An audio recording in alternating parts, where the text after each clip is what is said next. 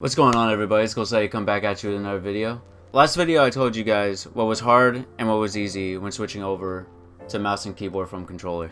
In this video I will be telling you what I did to improve and what you need to either have or work on in either to make the transition as smooth as possible. So firstly, we're going to talk about your desk size. I would be doing a great disservice if I didn't tell you that you will need a good amount of space on your desk in order to move your mouse around and have your keyboard in a comfortable position for you. When you are playing, especially when you're new, you're going to be on a lower sense, which means you're going to be moving your arm around more. Now, if you get a big keyboard, which there's nothing wrong with that, especially when you start out, you aren't going to have a whole lot of room if you got a smaller desk. You need a bigger desk to be able to move your arm around and get used to the movement of aiming and turning around fast, building, all that stuff. In order to make this happen, I recommend buying a desk from IKEA or online that is about 2.5 to 3 feet or even bigger in length. Bigger the better.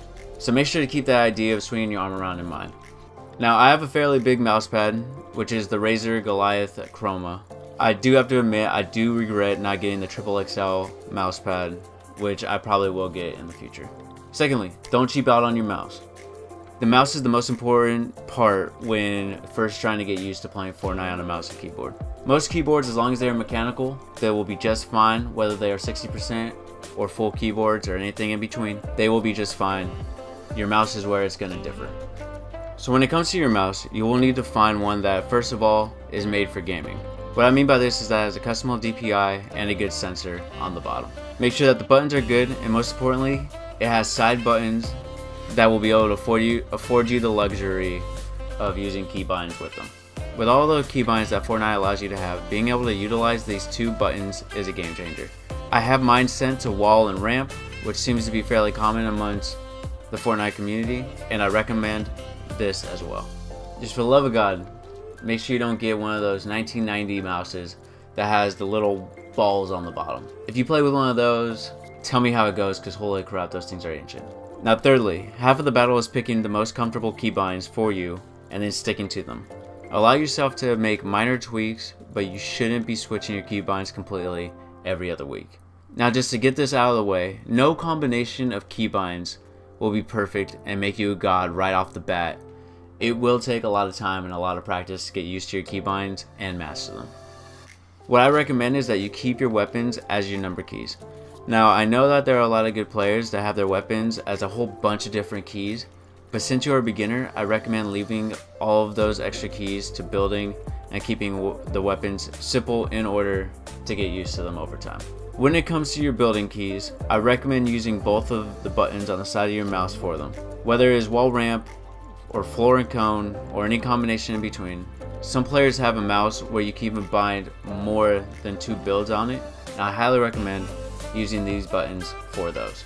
As I have mentioned, I use buttons on the side of my mouse for wall and ramp, and then I have Q for floors and C for cones, where I press C with my thumb. I have also seen people use Shift, Caps Lock, E, Z, and X.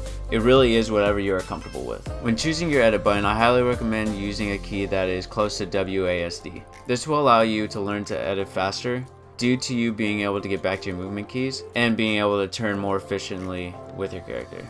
For these keys, I recommend F, E, or Shift. I believe G is the default, so if this is comfortable for you, then go for it. When choosing your interact button, the map, inventory, crouch, choose what is most comfortable for you.